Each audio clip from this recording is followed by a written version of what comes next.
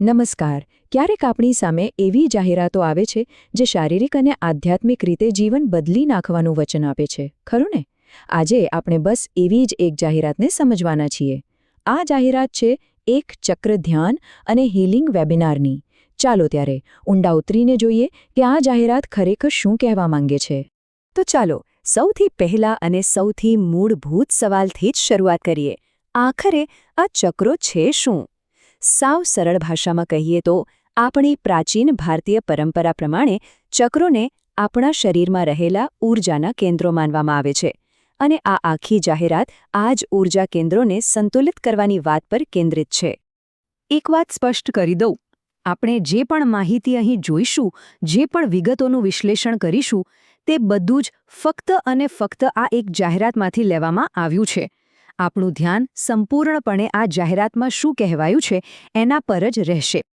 ચાલો તો સૌથી પહેલાં એ સમજીએ કે આ વેબિનાર શું શીખવશે, એટલે કે આ જાહેરાત કયા પ્રકારનું જ્ઞાન આપવાનું વચન આપી રહી છે.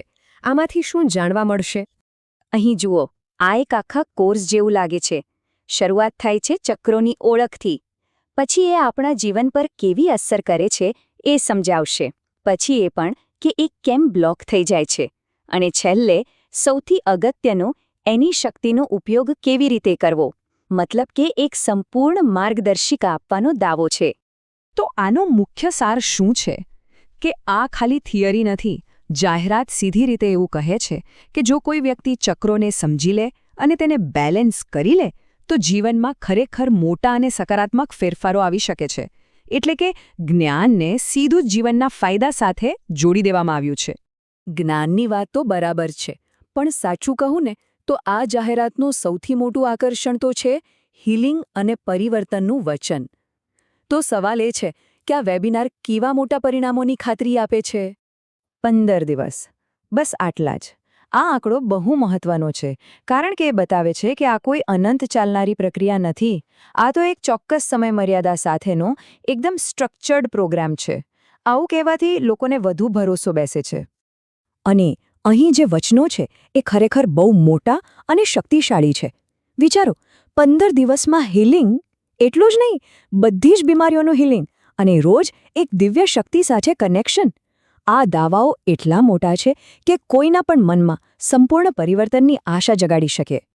આ જુઓ, જાહેરાત આને માત્ર એક કોર્સ નહીં પણ એક પવિત્ર અને અદ્ભુત અનુભવ ગણાવે છે.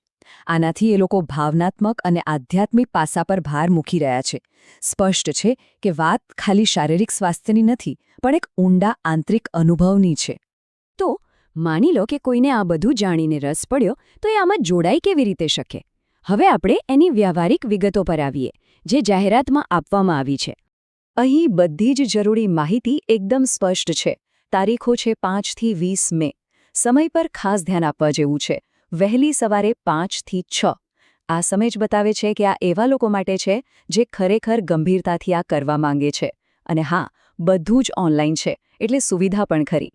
અને છેલ્લે એક્શન લેવા માટેનું એકદમ સીધું અને સરળ સ્ટેપ.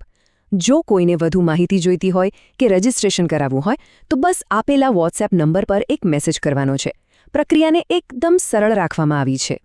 તો આ સમગ્ર વિશ્લેષણના અંતે આપણે એક મોટા સવાલ પાસે આવીને ઊભા રહીએ છીએ, જે આ વેબિનારના મૂળમાં પણ છે, કે આધ્યાત્મિક સંતુલન ખરેખર મેળવાય કેવી રીતે? આ જાહેરાત એક રસ્તો બતાવે છે, પણ આ સવાલ પોતે એટલો મોટો છે કે આપણને વધુ ઊંડાણપૂર્વક વિચારવા માટે મજબૂર કરે છે.